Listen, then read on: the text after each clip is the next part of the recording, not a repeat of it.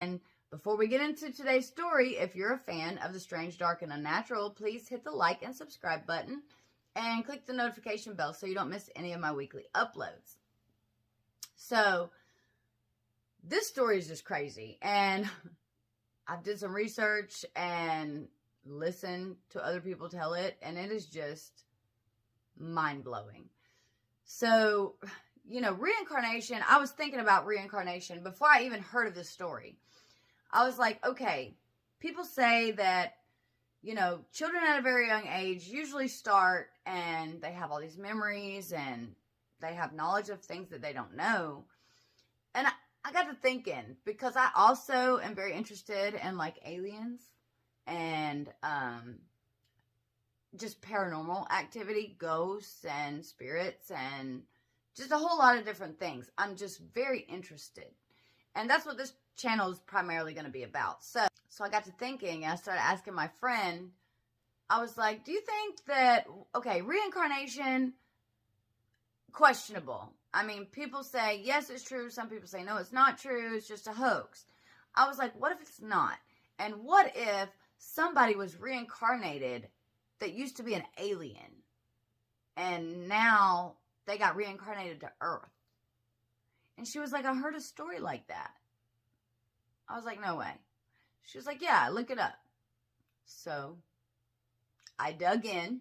This story is about Boriska Kiprianovich. I think I said that right. Boriska Kiprianovich. And Boriska means little Boris, so we're going to call him Boris because I have a hard time pronouncing his name. Today he'd be about 25 years old, and he lives in Russia. He is from Golgorad, Russia. I think I said that right. Golgorad. This word. He was born in 1996, and his mother was a doctor, and she said pretty much as soon as he was born, she knew that she had something special. Because at only 2 weeks old, he could hold his head up on his own without any help. Now, if you're a mother or father, aunt, uncle, anybody that's ever dealt with children, teachers, that infants don't usually hold their head up by themselves until they're between 2 and 4 months old sometimes. Every child is different, of course. But 2 weeks old, it's almost unheard of. And his mom knew right away. He's special. Something about him. And she would be right. At only 1.5 years, he could already draw, read, paint, and he started kindergarten at 2. 2 years old. He was in kindergarten. And his kindergarten teacher would say that his memory skills were just off the charts. And his ability to learn language and write and read were just phenomenal. Now, this child at the time, who is now a grown man, has an IQ of over 200. He's a genius, okay? No doubt about it. No question. Yes, he is a genius. And his parents would say that at a very young age, they didn't teach him anything about space. Nothing. But they would find themselves having 2-3 hour-long conversations about outer space. Their child telling them about outer space. Information he shouldn't have any knowledge of. And he seemed to be really focused on Mars, the red planet. And he would tell them information, a planetary system, stars, astrology, space in general, time travel, interstellar travel, time travel. He became obsessed with Mars, and he started saying he was actually a Martian from Mars thousands of years ago, that he lived on the red planet. And scientists from around the world have heard his story, have came and interviewed him and talked with him, and he has this vast knowledge that he shouldn't have knowledge of. And even as he gets older, his story has never changed. And he said that he was sent to Earth. Okay, let me back up. Let me back up a second. When he was 7 years old, he was on a camping trip with his parents and some friends, or maybe Boy Scouts, I'm not really sure, but he was on a camping trip at 7 years old. And he wanted to get the adults' attention because he had a story to tell. And boy, did he have a story to tell. This is his story. So adults being adults, and us not listening to children for the most part, when he's like, hey, come here, I want to tell you a story, you know, they're like, okay, and just meander on doing whatever they're doing. But then he was finally like, he pushed and pushed, and he was like, come on, everybody, I want to tell you a story. Everybody sit down and listen. And he started talking. And they'll say just a couple minutes into it, he had everybody's attention like that. Because what he had to say would blow everybody's mind. He was a Martian, and he lived on Mars thousands of years ago. And that he was sent here to save Earth from the destruction that his own people had went through, which was nuclear warfare. And he started describing that he knew how to, when he was a Martian, he would travel through time, interstellar travel, like traveling through time, and that he would do this in a round ship. But on his visits to planet Earth, because he visited planet Earth several times, it was in a triangular ship. Now, listen to a lot of people that say, oh, I saw a spaceship or a UFO. Yes, you see circular ships. Those would be the ones that can travel through time. But you also see triangular ships. And these are the ones that are they would use to visit Earth and to study Earth. And they didn't breathe oxygen like Earthlings do. They breathed carbon dioxide. And they're almost immortal. I mean, you can kill them, but they do die, but it's usually by really old age, like, I don't know, hundreds of thousands of years. They stop aging around age 35. My age. Which is a great age. You know, 35, that's a good age to stop aging. Stay young forever. But part of the reason that they live so long is because they breathe carbon dioxide. They don't breathe oxygen. We are the only organisms in the whole universe, probably, that breathe oxygen. He said that Martians were 7 feet tall. That's really tall. And that nuclear war destroyed the red planet. And many scientists believe this, that there used to be life on Mars and that their planet was destroyed. And it would make sense that it would be a nuclear warfare. And he would even go to say that when he was 14 or 15 years old, he was part of these air raids, air attacks. And he remembers it very vividly.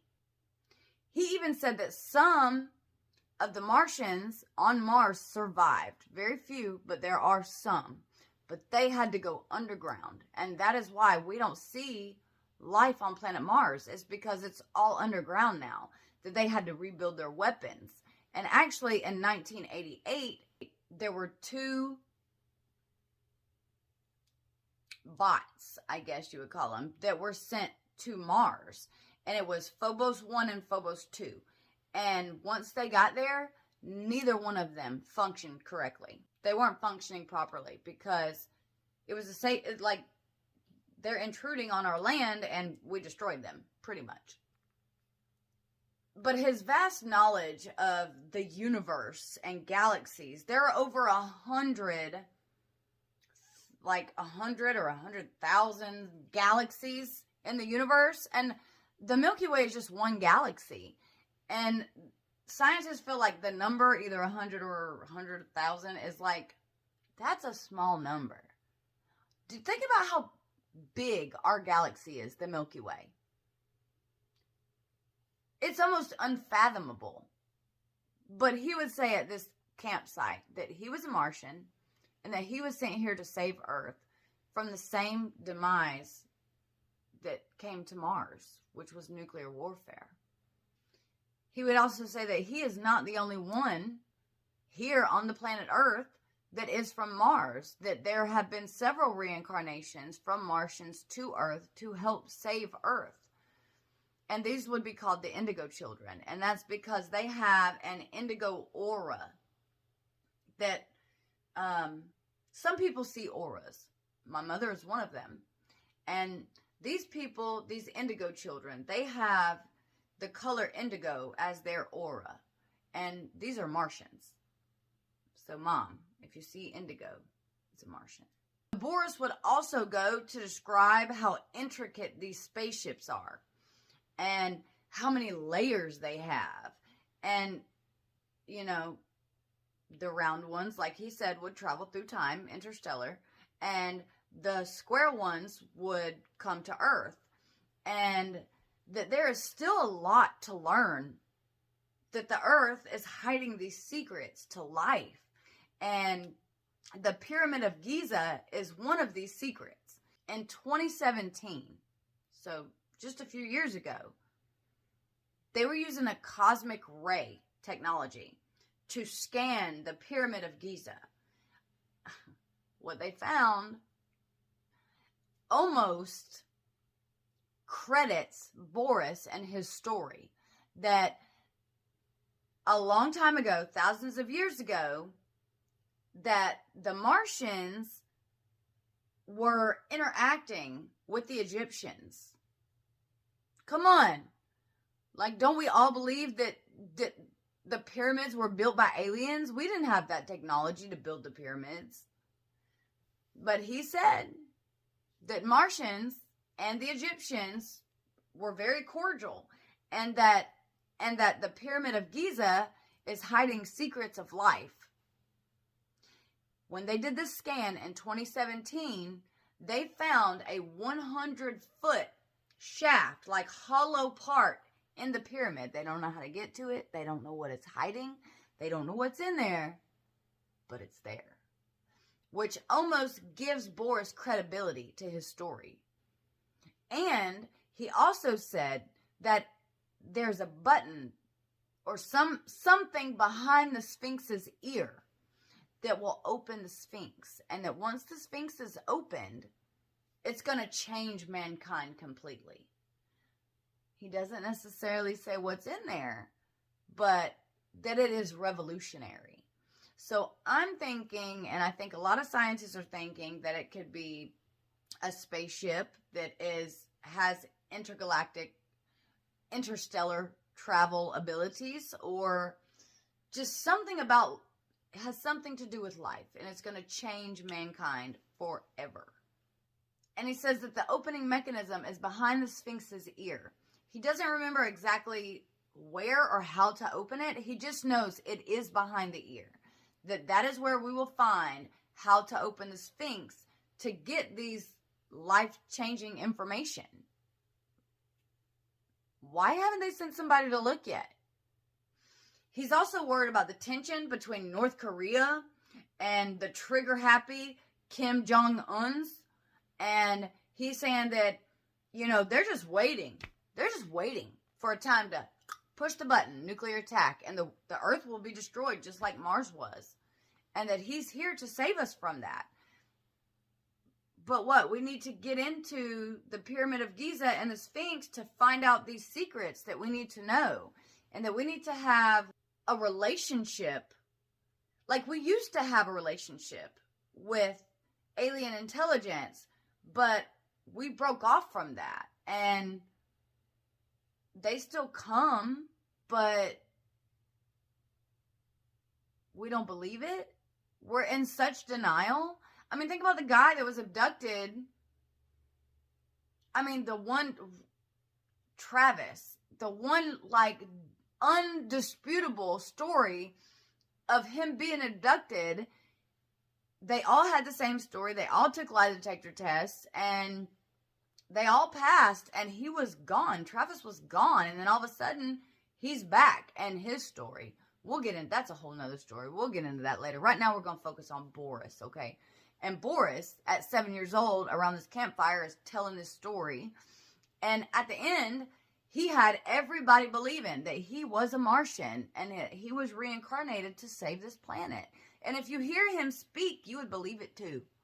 Because how else would he have the knowledge that he has about these things, about these spacecrafts and, you know, interstellar travel and just the vast majority of knowledge that he should not possess. He talks about a spot on Jupiter that was a different color or is a different color. Not really sure what that has to do with, but like I said, a lot of scientists believe this kid. Well, now he's a man, but believed him when he was a child and still believe him to this day. Oh, and it was 100 billion galaxies. 100 billion galaxies. And scientists think that's a low number. So what do you think about Boris's story? Is he a Martian that used to live on Mars thousands of years ago and has all this knowledge of space? Or is he just a really genius child who's read one too many books? Let me know what you think down in the comments. If you liked today's story, please make sure to hit the like and subscribe button and click the notification bell so you don't miss any of my weekly uploads. Till next time, bye.